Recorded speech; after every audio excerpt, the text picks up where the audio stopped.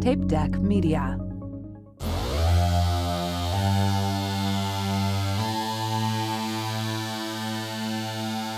See you at the party, Richter! Hello, and welcome to See You at the Potty, Richter. My name is Chris Chapman, and with me, as always, are Aaron Frescas and Joseph Beck Castro. We're going to take a look at Arnold's 2013 action, comedy, sort of Western vehicle, The Last Stand. Today, Aaron's got some production information for us, so I'm going to throw it over to him. Aaron, why don't you hit us with that sweet, sweet knowledge? Oh, hello. So, The Last Stand, directed by Ji-won Kim or Kim Ji-won, depending on, I guess that's, it's we always flip it in America for some reason, or they're going to do it American, goddammit. I don't get it though. What's the point? Because some cultures do surnames first. Okay, so technically Kim is his surname. I mean, I'm not going to claim to know, but it's like Kim Jong-il, Kim Jong-un, right? Oh, it's the Kim Jong is the related. shared name. Sorry. Or like Byung-Young Kim. Remember the closer for the Diamondbacks back in the day? Like Kim. I mean, it's actually different in Korean. Somebody explained to me this once when I was in Korea, but it's like Kim Byung-Young. So, or like Yao Ming, the name on the back of his jersey was Yao because that was like his surname. Yeah. So then Kim's a definitely a super common name because it seems like a lot of actors have that too. Yeah. Yeah, very popular, not popular, but common Korean name. Okay. Anyway, that's the director. And it kind of seems like he was actually one of the first people attached to the film because with like the studio Lionsgate bringing him aboard around 2010. And he, like I said, he's from South Korea. He's a popular South Korean action director. And this is actually his first English language film / US debut.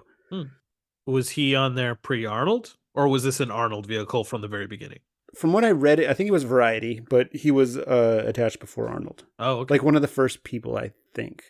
Yeah. So some of the other projects he's directed include the Korean films A Tale of Two Sisters, The Good, the Bad, and the Weird, which I watched part of. I didn't finish because I gotta read. And honestly, I was in and out of the house, and eventually, like I ended up, which we'll get to later. I ended up watching two movies that we'll talk about later that I ended up watching instead. But it's basically like it's a Western, pretty much. It's like a South Korean Western. It's like about chasing a map. I need to finish watching it, but it was good. It's a little more comical than this, but it's kind of the same tone.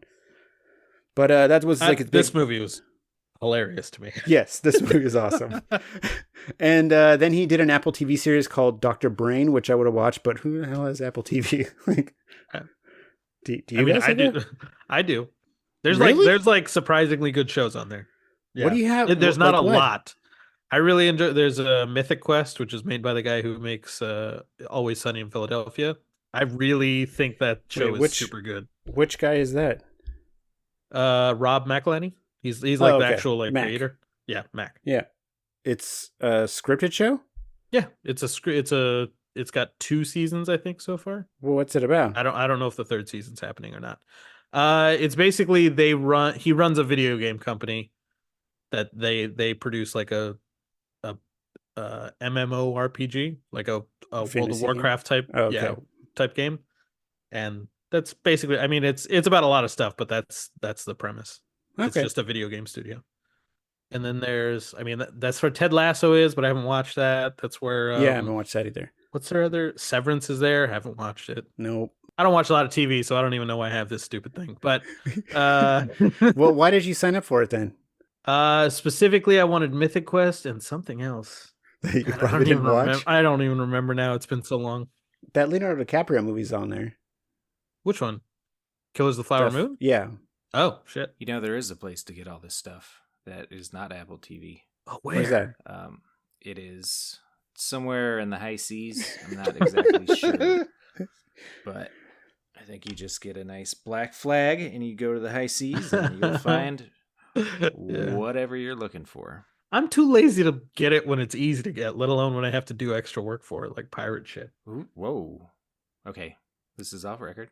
Because he walked away. But who said anything about pirating? I don't know what you're talking about. No, I said pirate shit, like pirate style shit. I didn't mean I was pirating things. That's like you Pirates said of the that. Caribbean. Yeah, exactly.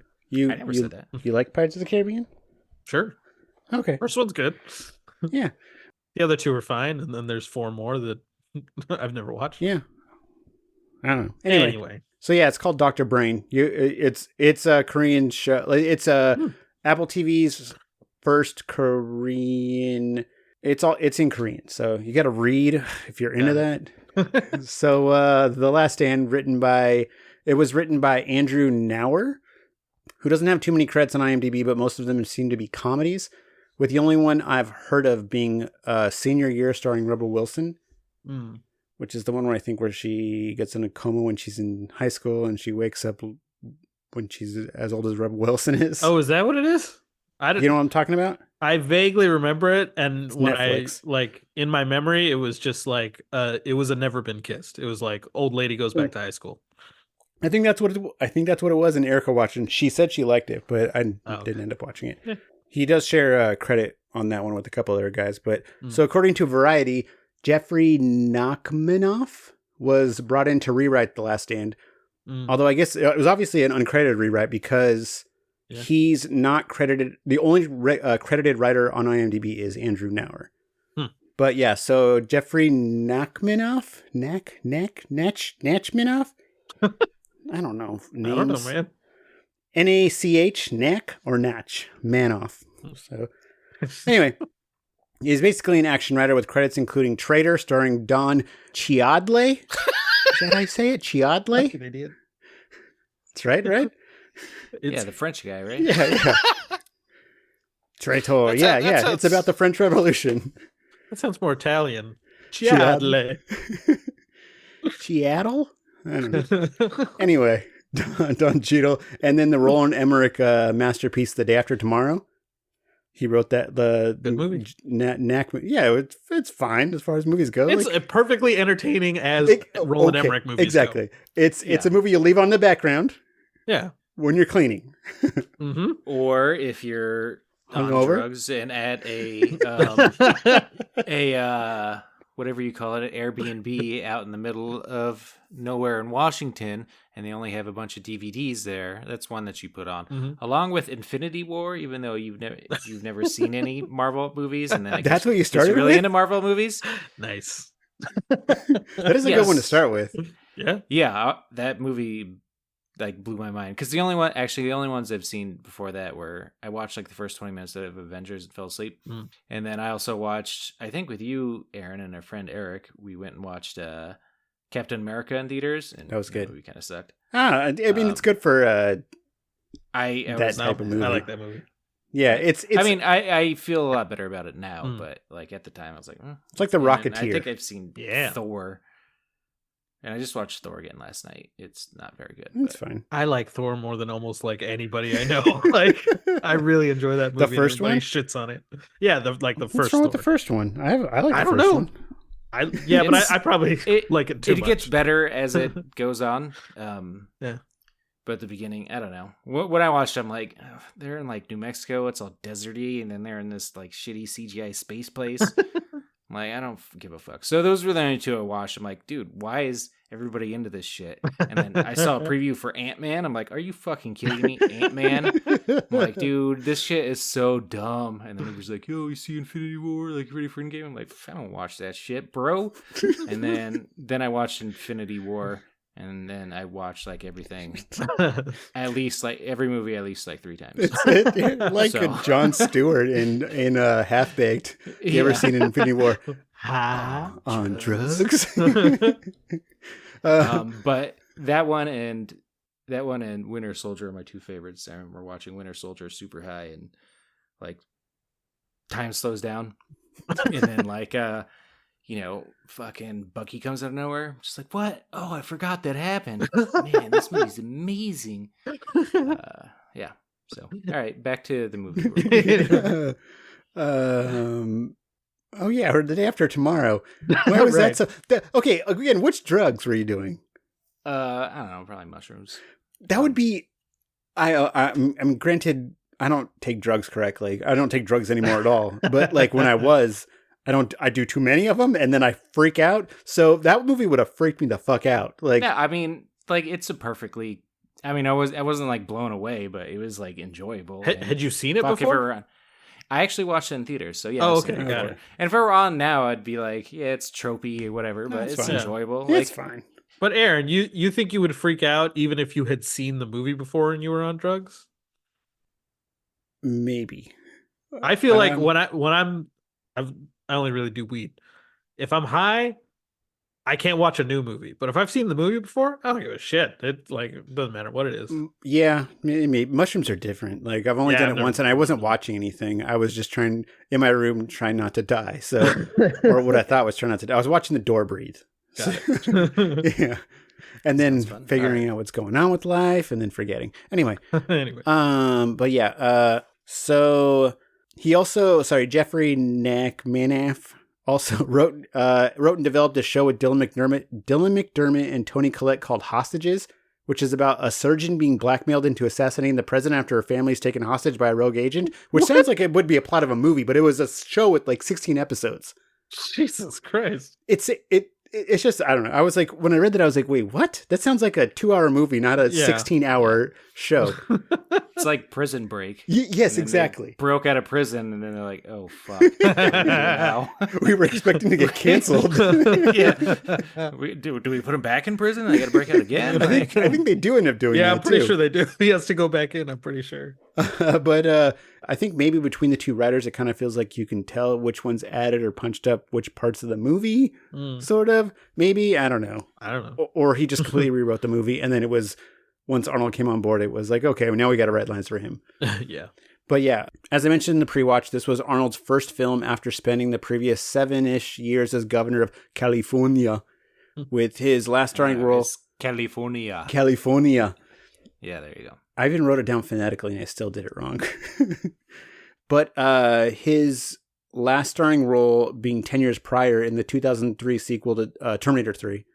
And believe it or not, he wasn't actually the first choice for the role. They originally wanted Liam Neeson for it, but he ended up passing and it was offered to Arnold. And that definitely would have been a different movie than what we ended up getting. Yeah. Because, while I think Liam Neeson is somewhat capable of doing comedy, he still would have given the movie, like, it just would have been a more serious tone. Yeah, definitely. Was this pre or post Taken? This is post. I looked it up. Taken was 09, right? 2008. Oh, 8? Yeah. So I think this might have been after Taken 2 as well. Yeah. But this is after, like, The Gray. I was looking at his list, but or his credits. But anyway, and I think the only comedy I've seen him in is funny, but it's mostly because he's playing himself in a super serious. It was like super serious and intense in situations that don't really call for it. Like in Ted when he's asking about the cereal, which I watched today because I was watching both the things I mentioned right now today. That's just, or was it Ted 2? I think it's just great when he's talking about tricks and if they're for kids and if you can still buy them. And I don't know, it was. And then his thing on Life's Too Short when he's attempting to do improv just gets me every time because I watched that today too. Life's Too Short. What is that?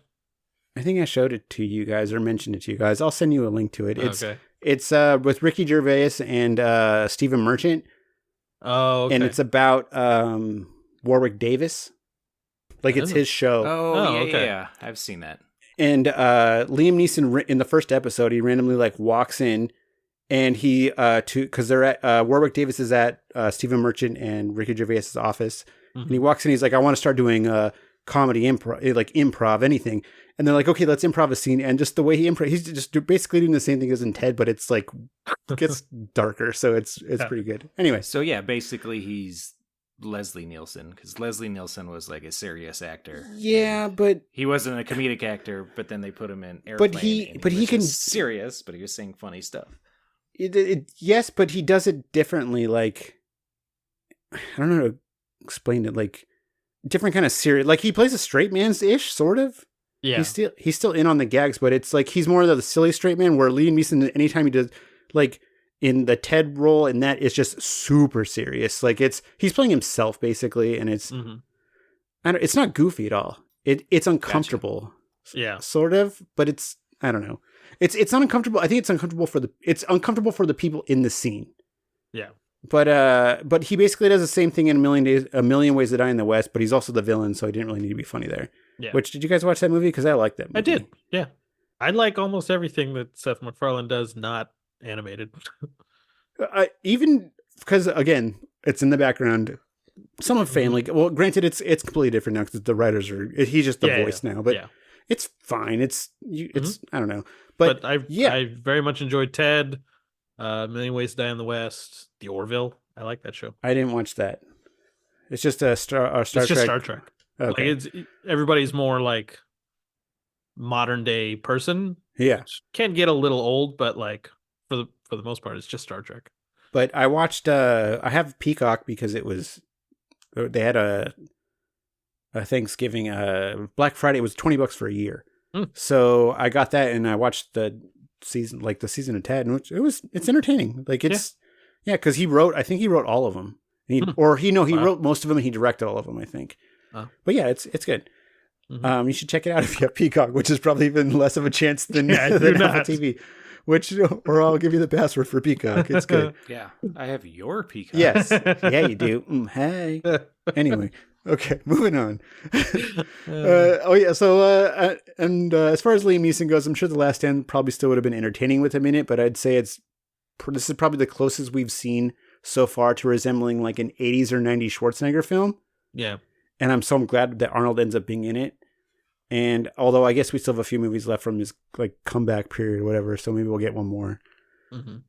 Although Chris has seen, what's it called? Is that what's it called? Escape Plan? Escape Plan, yeah. Maybe no, not as much as this. This one's better. This one's like This one's more in line with that. Like the silliness, sort of. Yeah, I mean, it's not that the other one's not silly at all, because it kind of is, but I think this one executes it a lot better. Gotcha. The only other one I can think of is Killing Gunther, but I haven't seen that. But anyway, this did make me curious if how like one of those like quippy one-liner roles would go. Like one of these would go starring Liam Neeson. Like, would it be funnier if he delivered his lines in a like sarcastic tone, like Arnold does, or like that serious? Is it just work with that serious like Neeson? Like way, like when he like in this movie when he jumps into the diner during the gunfight and they ask how he's doing and Liam Neeson's like old.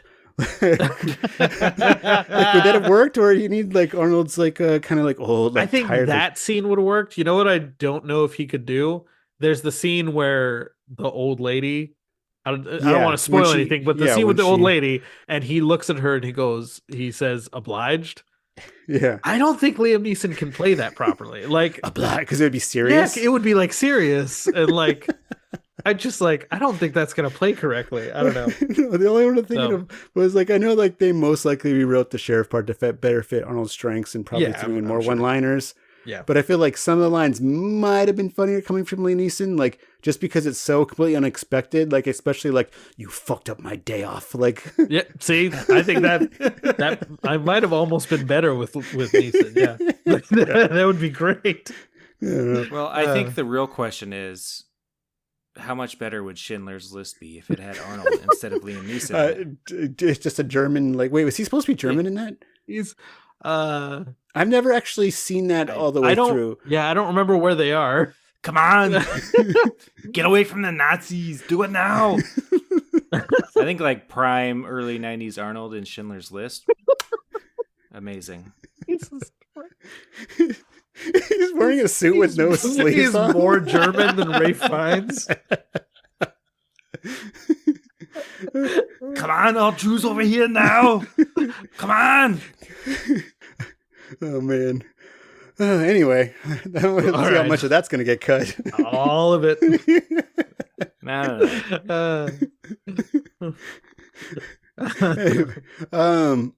So anyway, this is he wasn't originally supposed to be this wasn't originally supposed to be Arnold's first film after leaving office. His comeback was originally supposed to be in a movie called Cry Macho, which did end up eventually coming out in 2021, but it starred Clint Eastwood, who also directed it. Huh. So I watched it a couple years ago. Did either of you see that? I haven't seen it. Okay, so Joe, no. Okay, so I watched it a couple years ago. It was good. It's definitely a Clint Eastwood movie, if that makes sense. Yeah, like I feel like I watched Gran Torino, And then every trailer for every Yes. Eastwood movie after that, I was like, yeah, I feel like I've seen this already. It's got the same. It's got the same kind of not as racist, but it's got the same kind of like slow burn like movie kind of feel from what I remember. But I also get it mixed up with the Mule, which came out a few years before and is about Clint Eastwood somehow becoming the oldest drug smuggler ever, which was actually a very entertaining movie. You should check that out. Yeah. So anyway, let's check out a description of Cry Macho and see if we can figure out why the movie never got made with Arnold. So I'm going to send the link for it, which I didn't write down, but I will find it in just a second. So give me a second. Yeah. Go ahead. Oh, by the way, I was running around before this, and I was going to make food, but I didn't have time, so I ended up getting, I was like, fuck it, I'm just going to get McDonald's because I'll be right over there. And I did it on the app, but the app closed out as Erica, like, cause I was driving, Erica sent it, and I was like, okay, cool, I usually I'll get 2 McDoubles and a fry. I was like, I'll get 4, that way I can, if I get hungry later, I can get 2 later. It's my same order. Oh, really? It's a good order. It's like, especially if you're on the app, because the app is like $1.29 fries, so it's like $5 for the whole thing. Yeah. Damn. So I go through the drive-thru and pay for it, and I didn't even look how much it cost. And then I get to the window, and they're like, 7 McDoubles, and you get 7 McDoubles, right? I'm like, no. And they're like, are you sure, Aaron? I'm like, yeah, you have 7 McDoubles. And I was like, whatever. All right. Okay. Yeah, it's not like I'm not going to eat them. So it's like, all right, whatever. Then I look at the thing. I'm like, for some reason, when it sent it even because the order was still in there, it still said like when I reopened the app, it still like had the order not sent, and it still said 4. But for some reason, when it sent it, it said it had 3 more, which sucks because if I would have ordered 8, it would have been cheaper. But still, anyway. So, sorry, I sent you guys the link. If one of you guys wants to read the second, like, click on the description thingy and read the second one, the Warner WB. Brothers summary. Yeah. Okay, got it. All right. So, what did you say? You were trying to figure out why this maybe didn't get made with Arnold? Yes. Okay, got it. So, based on the book, Cry Macho stars Clint Eastwood as a one-time rodeo star and washed-up horse breeder who, in 1978, takes a job from an ex-boss to bring the man's young son home and away from his alcoholic mom. Crossing rural Mexico on their way back to Texas, the unlikely pair faces an unexpectedly challenging journey, during which the world-weary horseman may find his own sense of redemption through teaching the boy what it means to be a good man. Okay, so from that description, do we have any guesses as to what would have happened around like 2010 that might have caused Arnold to drop out? Knocking up his housekeeper. Good guess. Great guess. Which is just like raising a boy to become, like a good man, and on top of that, it's like a kid from Mexico, which Mexican again kid. Is just racisty, but he's saying like it's a Mexican kid, so it's like But anyway, yes, I do want to see him in a rodeo though. Which I watched that movie, and he's an old man in it, so I think I don't even remember. Like, I get it mixed up with the mule. Yeah. So I was like, halfway through the movie, him and the kid start smuggling drugs, I think. Like, I don't know. But yeah, so hey, why don't we go to a chapter of Arnold's autobiography titled, his biography is titled Total Recall. This chapter is titled The Secret, to find out what the man himself has to say about it. So he starts off by talking about how he and Maria Shriver were seeing a marriage counselor the last few months that he was governor, and how she had one scheduled for the date immediately after he left office, where the marriage counselor basically confronts him by saying that Maria wanted to ask if he was the father of their housekeeper's Barry Schwarzenegger, sorry, I gotta say this correctly, Schwarzeneggerian looking child. As if there was any doubt if you've ever seen a picture of that kid when he was a child. Like, holy crap. No, it's the same thing with Danny Harrison, which is George Harrison's kid. Oh, does he look exactly like him, but brown? It's just like this kid looks exactly like Arnold, but brown. Yeah. So in the book, Arnold says, quote, "I told the therapist it's true. Then I turned to Maria and said, it's my child. It happened 14 years ago. I didn't know about him at first, but I've known about it for several years. I told her how sorry I felt about it, how wrong it was, that it was my fault. I just unloaded everything. It was one of those stupid things that I promised myself never to do. My whole life, I never had anything going on with anyone who worked for me. This happened in 1996 when Maria and the kids were away on holiday and I was in town finishing Batman and Robin." I was probably depressed about that too. So. Anyway, so he says, Mildred had been working in our household for 5 years, and all of a sudden we were alone in the guest house. When Mildred gave birth the following August, she named the baby Joseph and listed her husband as the father. That is what I wanted to believe and what I did believe for years. Then he continues, Joseph came to our house and played with our kids many times, but the resemblance hit me only when he was school age. When I was governor and Mildred was showing her latest photos of him and her other kids. Which, I can imagine the difference in the way the rest of the kids look and then the very Arnold Schwarzenegger looking kid. The resemblance was so strong that I realized there was little doubt that he was my son. While Mildred and I barely discussed it, from then on I paid for his schooling and helped financially with him and her other kids. Her husband had left a few years after Joseph was born, but her boyfriend Alex had stepped in as their dad. By the way, quick side note that I know none of this is movie related. This is mostly for people listening, but I think it would feel weird if we never brought this up. And it does tie in with this movie eventually, and I figured this is as good a time as any to mention it, so that's why I'm mentioning it. Plus, it's just a juicy piece of hot goss. Because when I was reading this, I was like, oh, this is good. Anyway, so imagine you meet a chick. Her name's Mildred, whatever. And then you start dating her and everything, then you realize, oh, she was Arnold Schwarzenegger and Maria Shriver's housekeeper, and holy shit, that kid looks exactly like Arnold. Is my stepson gonna be Arnold's son? So, speaking of Joseph, that's got to be what Joseph felt when he got with Mary, and it's like Jesus' stepdad, and it's because his real dad's God. It always reminds me of Robin Williams. Where he's like, Mary tells me, it's immaculate. Oh, it better be immaculate. He's like, I don't know why I turned into Ralph Cramden.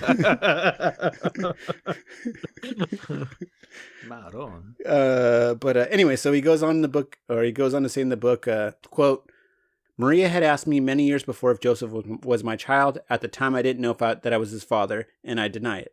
My impression now was that she and Mildred, who by this time had worked in our home for almost 20 years, had talked it out.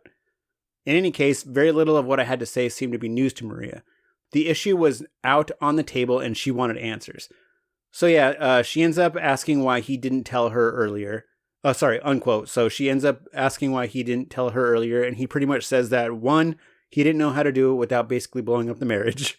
2, he was positive there was no way to keep it private because she shares everything with those damn Kennedys, and then everyone's going to know. And then the Shrivers, her family is what he says. Yeah. He didn't say the damn, but anyway. And 3, he's always been a very secretive person because he was brought up to keep things to himself. So, I mean, none. Huh? He then goes on to say, quote, normally I try to defend myself, but now there was none of that. I tried to be as cooperative as possible. I explained that it was my screw up, that she should not feel it had anything to do with her, which is he tells her, I fucked up. You're the perfect wife. It's not because anything is wrong or you left home for a week or any of that. Forget all of that. You look fantastic. You look fantastic. You're sexy. I'm turned on by you today as much as I was on the first date, unquote. Jesus. Which is a very eloquent way, it sounds like, of saying, come on, Maria, I still love you more than ever, but please understand, I was horny. I was very, very horny. I'm horny right now. Exactly. So I'm saying these things. This is why we have a male as a psychiatrist. I'm not horny for him. I'm horny for you right now. Which is, isn't that what he's saying, basically? He's like, but you don't understand. I was horny. Like, horny. What was I supposed to do? Look, if you had been around, obviously. But oh, Jesus. Yeah. So Maria decides they need to separate. Ends up moving out of the house, and he talks to her. He talks a little bit about how it was a tough time for her because on top of all this shit, her mom just died. And her and her brothers were trying to figure out what to do about their dad because, like, his memory was a dementia problem, or sounds like it. Mm-hmm. Her dad, Sarge, who ends up dying shortly after. And yes, I did say her dad's name was Sarge. And that was not a nickname, by the way. What? Sarge Shriver? Yes. Literally, her dad's name was Sarge, and her dad's name was Robert Sargent Shriver Jr., which, wow, old times? I don't know. I guess. So Arnold mentions in his book that he actually founded the Peace Corps, which I'd say is crazy, but he's also part of one of the more influential families from U.S. history. I guess that makes sense. Yeah. But I did a quick search on him and actually found out he also founded the Job Corps, which I don't know what that is, but Head Start, which is a government-funded education program for kids. Sorry, the Job Corps is probably like finding jobs. I didn't actually look that one up. I'm just guessing right now. AmeriCorps Vista, which is a national service program designed to alleviate poverty, and then Upward Bound, which is the only one that I've heard of. And besides that movie with the dogs and the cats. Yes, exactly. He was the one that thought of the idea to put dogs and cats. They were all like little kids. They're like, no, dogs and cats that talk. Yeah, and they talk. Yeah, and you got to have Don Amici in there. Make sure you get that kid Michael J. Fox in there as well. And you got to have Sally Fields. What about Sally Fields? Why did he just? No, that was Arnold's suggestion. Oh yeah, put Sally Fields. Yeah, put Sally Fields in it. Who's Sally Fields? Oh, Sally Field. Oh, okay. Wait, now is there more than one Sally Field? Yes, all the Sally Fields. Come on. Upward Bound's sorry. High school as a program that helps high school students with attending college. So basically he took his dumbass military name and kind of flipped it on its head and did good for the world. Sorry, military people. I'm not necessarily Wait, did they not usually saying they do bad for the world. Well, it's like, a military is kind of there for like war. Oh yeah. He's like protecting your country or whatever, like killing Nazis. That's all good. Mm-hmm. But like, the other, he's more Jimmy Carter than he is Hitler. He's going the peace route, the Habitat for Humanity, as opposed to, military guy. Very Jimmy Carter, which is very like, like Jimmy Carter to fucking Hitler, who was just super extreme. Jimmy Carter's like 90. He saw there fucking building houses like and Eisenhower, who exactly. Seems I was about to say, who was a general and like who seems very like pro-military, pro-war, just like fucking Hitler. Well, edit that out and throw. Oh yeah, Eisenhower. No, that's better with Hitler. But yes, him, Sarge and his wife, Eunice, I think was her name, which is again Sarge and Eunice. Just it's so cute. It's like Shriver. So Maria Shriver's parents were the ones that got him doing charity stuff and all like the politics. All of his more central-ish views and stuff, like the environment and all that stuff, all comes from her family. Like him getting him into it. Like they were all of his Special Olympic stuff came from them because Eunice indoctrinated sounds bad. Got him into like helping with that, and he loved it, so he indoctrinated him into it. Like she tricked him into fucking. But yeah, no, she got him into that, like the Special Olympic stuff. And sorry, that was really not good. But yeah, so all of his charity stuff, they had a big influence on him, and they seem like good people. I don't know. They're also. I'm also like with the Kennedy family. I'm also like they seem like good people. I haven't looked into them at all, so this is all me. But they seem like good people. But they're also not Kennedys. And don't forget about Neil Young, who convinced him to turn his Humvee electric. Like he made an electric Humvee. Yes, I really like that he's not so Republican. He's way more like he's like open-minded. Yes, and like especially with the environment and all, like yeah. But anyway, Sarge died in 2011, and there's an interesting little tidbit from his funeral that Arnold mentions in the book that I wanted to share real quick, which says, quote, "The Requiem in Washington on January 22nd, 2011 was almost 50 years to the day after Sarge founded the Peace Corps. Joe Biden, First Lady Michelle Obama, Bill Clinton, and many other leaders came to the Mass, and Maria honored her dad with an eloquent and moving remembrance, during which he talked about how Sarge had taught her brothers how to respect women.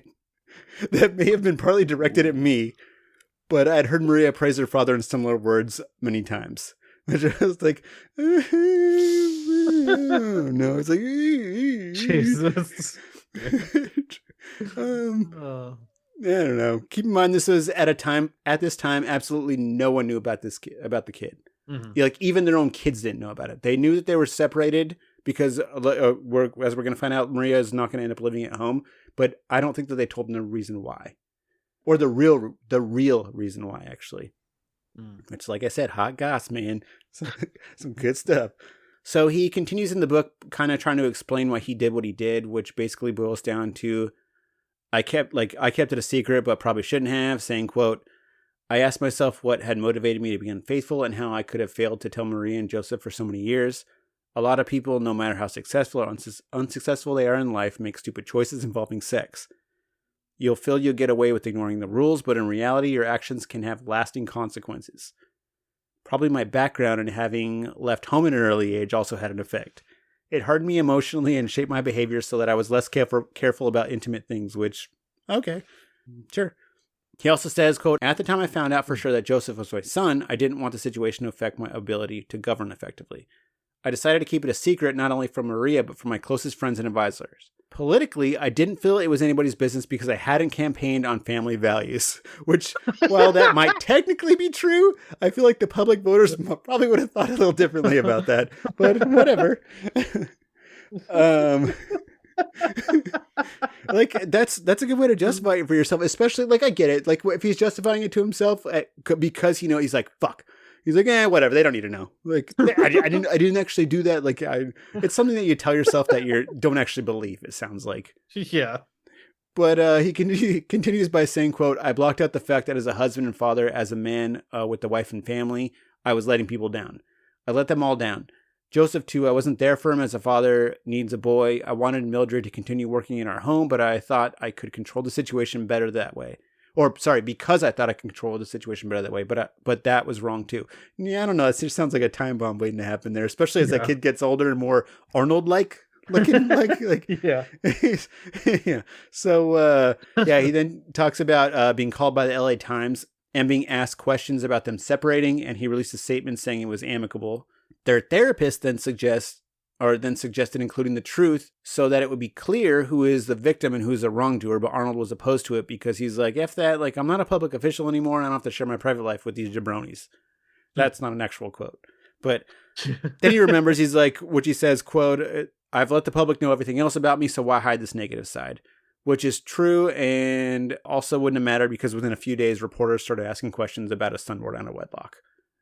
So the LA Times calls again and tells him that they're going to publish a story saying as much, basically, and asks for a quote. Arnold says he told them, quote, I understand and deserve the feelings of anger and disappointment among my friends and family. There are no excuses, and I take full responsibility for the hurt I have caused. I have apologized to Maria, my children, and family.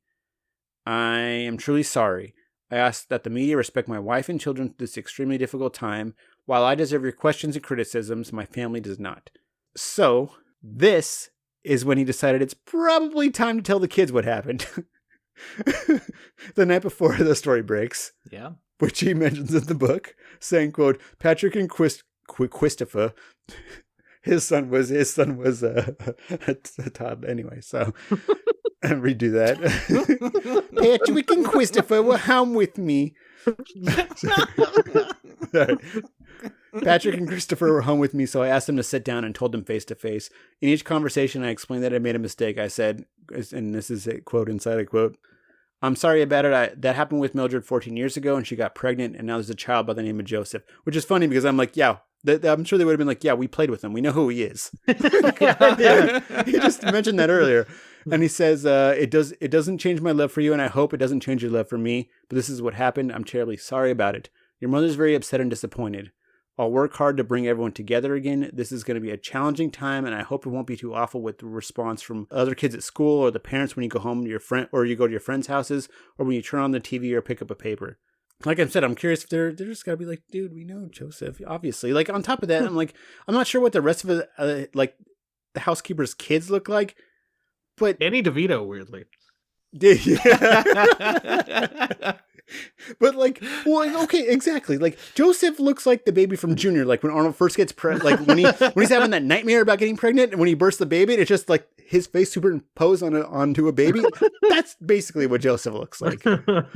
Like, so like I don't know. I don't get like how you wouldn't know. Yeah, I think the important thing to take away from this is we need to replace you, Aaron, with somebody named Patrick. Because Arnold already has a kid named Joseph and Christopher. That's true. You're the odd one out. He has daughters. Is one of them named Aaron? Aaron? Who's ever married Catherine to Chris and Pratt? no, that's Catherine. Christina. Nope. Yeah, you gotta go. Sorry. Yeah. Majority rules. There's an Aaron in here somewhere. After this episode, and you edit all the other ones we recorded. and you keep doing most of the work. Thanks. Or I could just change my name to like Christina. Oh, I don't know why I went with the girl's name. Patrick. That would work. Yeah. I actually prefer to be a Catherine than Christina. Or that makes sense. Again, why am I going with the girl's name? Oh, whatever. Anyway. Oh yeah, so he also mentions that he regrets the impact it had on Mildred and Joseph because they weren't used to living in the public eye. Did I say pubic eye? Because that'd be weird. I'm going to do that over again. But that's all right. He also mentions that he regrets the impact it had on Mildred and Joseph because they weren't used to living in the public eye, and now they're being constantly basically hounded by the press. I guess he even ended up getting them a more private place to live, and says that Mildred was always cool about stuff, which he's doing what, like, minus the, like, obviously lying about shit. Yeah. He then talks a little bit about how at the time of writing the book, he was still trying to act like he and Maria were together, even though the divorce is still going forward. Mm. He said he gets that she's like pissed or disappointed or whatever, but he said, quote, I really hope he said or whatever. Yeah, totally. But he said, quote, I still have hope that Maria and I can come back together as husband and wife and as a family with our children. You can call this denial, but it's the way my mind works. I'm still in love with Maria, and I'm an optimist, and all my life I have focused on positives. I'm optimistic that we will still come together again, which I'm like, yeah, prepare for disappointment, my friend, because that ain't happening. He then talks about how because of this, he tried to stay busy, first with speaking engagements and then resuming his movie career, which brings us back to Prime Macho. So he ended up announcing that he was suspending his career to work on personal matters, which robbed us. Okay, this is the part when I found out, which robbed us of an animated series he'd been collaborating with Stan Lee on, called The Governator. I'm going to send you guys a link for its wiki page. Yeah. And I was going to move right past this, but then I read the description. And one of you guys got to read this. Okay, let me send this to you. And let's read the plot, because it is amazing. Okay. All right, the plot. Okay. The Governator would have featured a fictionalized Schwarzenegger who, after stepping down from his role as governor of California, became a superhero in order to fight crime. His real-life family and Burtwood home would have had... By the way, I don't know why that's... Anyway. Okay, sorry. Would have had fictional... It's not would have, it's would have. Whatever. There you go. All right, anyway... Would have had fictional counterparts, with the home having an Arnold cave under it as a base of operation. So lazy with the writing. And Seriously. Arnold, what should we name it? Name it an Arnold cave. Fuck it. I mean, it makes sense. This is the same era as, I think, maybe this was later. This is the Stripperella, the Pam Anderson one that was on fucking... No, this was like 2011. Was this the same? Oh, really? Same time? Yeah. This was like this was supposed to come out right after he left office. Well, it's definitely the same amount of laziness. Okay. Anyway, continue. To assist in crime fighting, the cave would have had high-tech vehicles, super suits, a gym, and the addition of a group of sidekicks. One sidekick is his cybersecurity expert, Zeke Muckerberg. Jesus. A teenage computer genius. The Governator would go up against Girly Man. Girly standing for gangsters, imposters, racketeers, liars, and irredeemable ex-cons.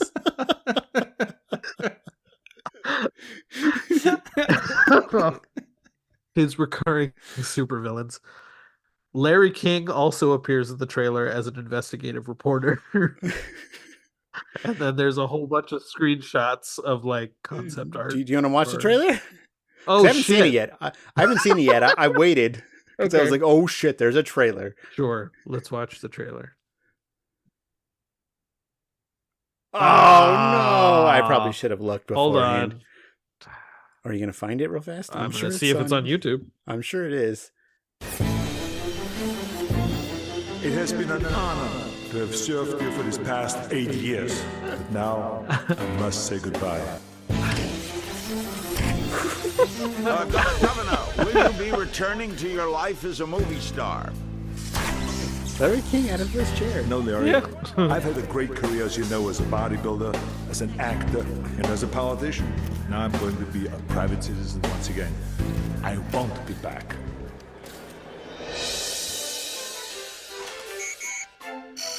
This just in, robots rampaging through San Francisco.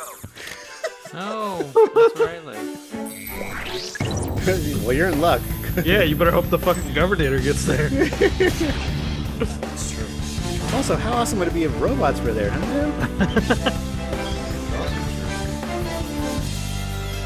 San Francisco. Did they not get the dialogue past that one little scene? Yeah, maybe not.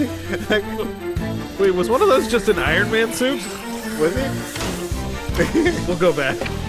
All right, so we're actually not going to play the last 2 minutes of this trailer because it is literally just action, and that doesn't make a good podcast, but Black Eyed Peas sample of is that Black Eyed Dick Peas? Dale. Yeah. You know, the Pulp Fiction song plays, and Arnold drives a motorcycle, but it turns into a flying thing, and he goes to San Francisco. It turns into the Bat Cycle. Yeah. Okay, it turns into the Bat Cycle, and he fights robots and Robots who are girly stealing money? Well, you can program a robot to do anything. I guess, but it seemed like the anything. robots were in charge. I don't know. Oh Well, my okay. god, it's like a Terminator thing. It's like a reverse Terminator. Yeah. Yeah. But he's wearing some Lokes or Arnold Shays, whatever you want to call them. And he's just like beat him up and shit's blowing up. And allegedly with San Francisco, I didn't see a cable car, so I don't know. I mean, that bridge could have been anywhere. Mm-hmm. You're legally obligated to show a cable car if anything is happening in San Francisco on TV and film. But that's basically it. And then it says coming 2012, but we never got that, and No. now Stan Lee's dead, and I'm curious if that is actually like the actual one, or someone did some like that Black Eyed Peas song over it. I think this is the actual one because there was no space for anybody to talk during that scene. That's true. You know what I they mean? just Like didn't get his mouth It never didn't get far moves or enough whatever. along into production or whatever to record anything besides that. It kind of seems like that. Okay. I don't know. but it is on YouTube. Yes. Everybody check it out. Yeah, It's check 3 out the minutes. trailer Check for it the out. Governator. Quite enjoyable. In its ridiculousness. Yeah. So I don't know. Yeah. It just, the whole thing seems good to me because it's got the girly thing. When I saw that, I was like, oh man, what the fuck? Jesus. He's fighting girly men. That's great. But yeah. Anyway. So moving on. All right. So we then get to Cry Macho, which Arnold talks about in his book, saying, quote, another project that got derailed was Cry Macho, a movie I'd looked forward to making the entire time I was governor. Al Ruddy, the producer of The Godfather and $1 Million Baby, which I guess you can see how Eastwood got involved. But he'd been holding on to this movie for me for years. But after the scandal broke, the material was just too close to home.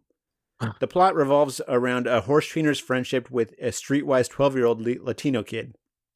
I called Al and said, maybe someone else can star. I don't mind. Or you can hold it for me a little longer. He had already talked to investors with him saying, the producer saying, quote, they'll make any other movie without you, but not this one. End quote. So yeah, he then mentions that the studio and producer started calling his entertainment lawyer, Patrick Knapp, who's also his nephew, and asking if his career was still on hold and kind of being pushy about making movies with him. So he ends up resuming his movie career, and starts off talking about The Expendables 2 before moving on to The Last Stand. And something he mentions makes me think we missed out on a somewhat important part of his character arc for the movie. At least I kind of think so, because I realized when I was writing this that I would watch that when I was watching the movie I was also drinking. So while I know the actual scene isn't in the movie, I honestly can't remember if it's a line he mentioned in the movie because because it's also been a few weeks since I watched it. But he says, quote, "I went from Bulgaria to the American Southwest to shoot The Last Stand. With that movie, a lot of pressure did fall on me. In fact, the script had been written for me.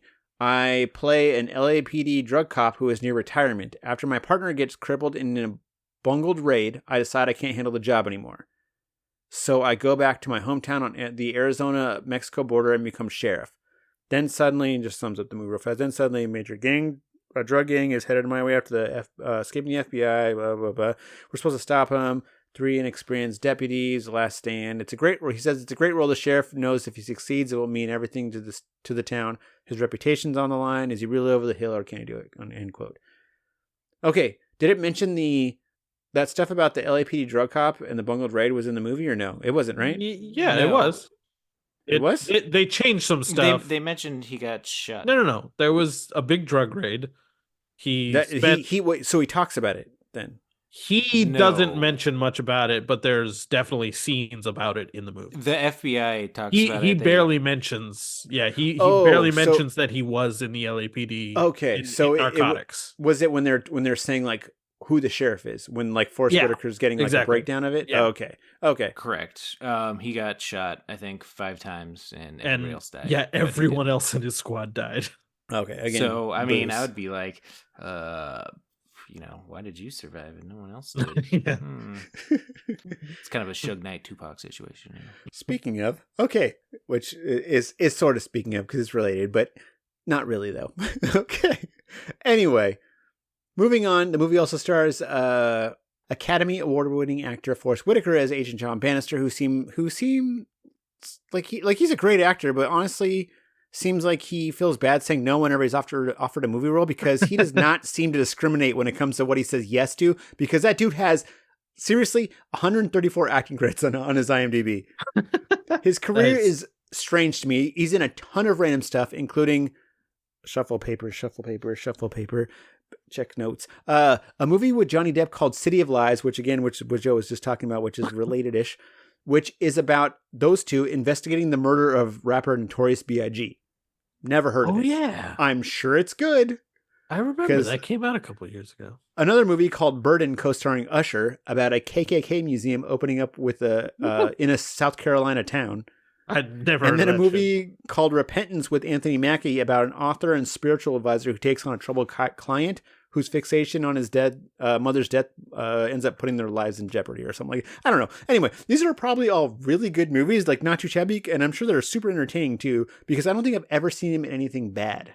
Although he was in Battlefield Earth, and that's supposed to be one of the worst movies ever. But besides that, like even he was in Black Panther, which is awesome. He was in Rogue One, which here's the best Star Wars movie ever, and I've seen it twice, but I can't remember anything about it. But I'm guarantee it's no Phantom Menace, which is my. Rogue One, yes, that is a really, really good movie, but it's forgettable. The plot points. I don't know why. I've seen it twice. Yeah. I can't remember anything. Like I can remember them just because I know what it's about and remember stuff. But granted, again, not probably 90, let's say 100% sure drinking each time, but like. You think I would take something from it? Well, the one thing I remember, and the one shitty thing about that movie is, so in A New Hope, Luke blows up, the Death Star, because he fires a rocket or a plasma thing, whatever the fuck he does, missile, something into the exhaust port, which is about the size of a womp rat. Okay, so if you're building a fucking Death Star, like it's gonna take a lot of energy, right? It's no moon, it's a Death Star, it's huge. Like the exhaust has to go. This sounds written down and rehearsed, buddy. Like no, the fucking exhaust. Just said it so many times that it's like, yeah, the exhaust has to go fucking somewhere, right? So the guys who designed it, they're like, exhaust got to go somewhere. We can't just fucking plug it up. We're all gonna die from like CO2 poisoning. So and then some fucking douchebag farmer from fucking some desert planet comes and like shoots a rocket that goes like down in there and hits the fucking hole, and then it blows up, and it's like, yeah, you got fucking lucky, but like the engineer, what the fuck is he gonna do? Is he gonna plug up the exhaust port? Is everybody gonna die from CO2 poisoning? No, he's gotta have an exhaust port. However, this movie kind of retcons that and is like, oh no, it was planned that way. No, fuck that. It was a bullshit shot from the first one, and bullshit you know what? shot. Yeah, Forgot they it did was. that. I mean, who knew that fucking kid had the Force? That's true. I don't know. No one else could make that shot. Bet you even Vader couldn't fucking make that shot. There was something else. Oh, the other two. Sorry, I was trying to think of the other two things I remembered about that movie. Bad deep fakes. Yeah, just Leia at the end. Nah, the other one was bad too. Tarkin? Grandma Tarkin. Grandma Tarkin was. I don't remember that one being that bad. I don't know. I don't know. Anyway, I mean, even Vader's de-aging was a little. Was he in that too? He was. Oh yeah, he was. Yeah, they could have cleaned up that, polished his mask a little more. Yeah, yeah. And it was, which makes me sad to say, it was old James Earl Jones' voice. Yeah, that it was. Yeah, which again, like you watch the new Indiana Jones movie, and you're like, why does he sound like he's 80 when in the scene when he's younger? Oh, in the opening scenes, you're like, I thought you meant James Earl Jones. I was like, James Earl Jones was in the new Indiana Jones movie? Harrison Ford. When like in that scene when he's younger, he's like, well, I don't know. You're like, Jesus Christ, clear your throat, man. Or like if you ever seen The Irishman, like yes, de-age Joe Pesci, De Niro, and Joe Pesci. De Niro's beating the shit out of a guy, but he just moves like a fucking 80-year-old dude. He's supposed to be like 34, but he's all like wretched and like he's like, grabbing his leg with his hands and making a kick the guy. Yeah, it's like just get a fucking stunt double or something and give him like a green mask and fucking put De Niro's face over it. Like anyway, back to Forrest Whitaker, and I think Joe mentioned way back in the day that Ghost Dog, Where the Samurai is good, even though that's one of the stupidest names for a movie ever. Yeah, I mean, one of the coolest names of the fucking movie ever. I remember giving you shit about it at the time. Like, what? There's no fucking Ghost Dog, Way of the Samurai, and you're like, yeah, it's a badass movie. Yeah, but the Riz is in it. Like, is it just him as a samurai? I've only ever heard good things about that movie. Okay, well, no, it's like a modern day, and he's like an assassin or something, but he also follows, some sort of samurai shit, like Samurai Code. I haven't seen it. Yeah, I haven't seen it in a very long time, but I remember it being good. All right. Also, I watched half of Battlefield Earth when I was in high school and was really high on weed. I thought that movie was amazing. The first half that I watched. So apparently it's really bad, but I've never seen it. So yeah. Also, Panic Room. Really he's good in that. Panic Room. Yes, Panic Room is good. Yeah, we get to see Jared Leto's stupid face burn off. Yeah, it's great. Anything he's in is always. I'm always like, damn, this movie's pretty good actually. Mm-hmm. But I haven't seen him in a ton. But anyway, moving on. So he's in the last Crying Game. Anyway, what? Yeah, he's in I've never seen that movie either though. Mm-hmm. I heard it's sexy though, which I think is like the second time we mentioned that movie on here. But it's either that or The Game. Because you mixed them up. Maybe... Yes, you mixed up the Crying Game with The Game. That's right. That's right. Yeah. I remember one that. has Michael Douglas. The other one has a transgender person. Something. I don't know which one it is, and I don't want you to explain it. I'm just gonna put one on one day and be like.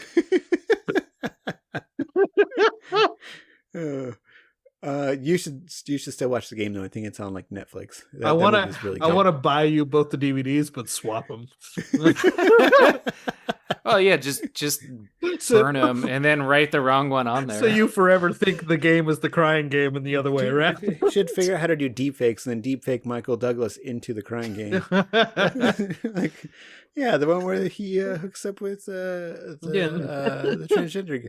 No, what are you talking? Anyway, okay. So moving on, The Last Stand also stars Johnny Knoxville as Louis Dinkum, who we probably know best from the 2005 TV turned movie The Dukes of Hazzard. And I don't really have much about him besides I enjoy his stuff when he's in stuff, although he usually ends up playing the same character, which whatever. Mm-hmm. And I could definitely see after watching this again how Joe mixed up this role with the one in Walking Tall. Because it's similar. Absolutely. She's just a little goofier. The same thing, yeah. And it's kind of the same movie. And in fact, right after this, when I was watching it on HBO, I will not call it by the fucking stupid name it has. When I was watching it on HBO, it was it does the thing up next or movies you think we'll like. And the first thing was Walking Tall. Oh, it's on there too? Son of a bitch. I don't want to watch Walking Tall. Do it. Yeah. And so, again, moving on, stars Jamie Alexander as Sarah, who from the behind-the-scenes footage, which we'll check out later, just seems like a genuinely lovely person. We also have... She was in Thor. She was in Thor, yes. We also have Luis Guzman as Mike, who I think probably usually plays the same part in most of the stuff he's in, but he does it so well that whatever, I'm cool with it. Yeah. Rodrigo... Greendale graduate. Greendale human being. Rodrigo Santoro as Frank, who will just always be Paolo from Lost to me. Power lines, Paolo lies, whatever. Anyway, Edward Noriega as the villain Gabriel Cortez, who looks super familiar. Before I looked up his credits and realized I know him from the Penelope Cruz film called Abre los Ojos, which is just the movie that Vanilla Sky was a remake of. And then we have Peter Stormare as Burrell, who is great in this, and I did a quick search on him, and he's actually Swedish, which I think we might have mentioned, which I'll end up cutting if we did mention. But yeah, he's actually Swedish, so I'm not actually sure if I've ever heard him speak with his real accent before. I don't. I don't either. Oh no. I'm from Sweden, but it's like it's just a bad like stereotypical accent that I can think of. That's just Jamie Lee Curtis in Trading Places. There you go. But like he was also doing like a weird, which I'm sure we'll talk about in the next episode. But he was also doing like it sounded southerny, but he was trying to do southern. Okay. Yeah. Okay. So but it sounded like a guy not from this country trying to do a southern accent. Yeah. I think there were like certain lines where I was like, oh man, that's good. And then there were other lines where I was like, oh, you're struggling. Yeah. Okay, so we're going to pump the brakes right there for this episode, but we'll pick things up next week with a little bit more production info, as well as diving into possible reasons that The Last Stand may not have met expectations at the box office. And then we'll finish things up as we normally do by checking out some promo videos. Anyhow, thank you so much for listening. I hope you have a fun/safe St. Patrick's Day, and we'll see you all next week. See you at the party, Richter! If you enjoy our show, please consider giving us a positive review on Apple Podcasts or your podcast app of choice. You can follow us on Twitter and Instagram at The Potty Richter to make sure you never miss an episode. See You at the Potty Richter is a production of Tape Deck Media. Follow Tape Deck on Instagram at tapedeck_media, or look us up on Facebook for more hilarious podcasts. This has been a Tape Deck Media production. Thank you for listening.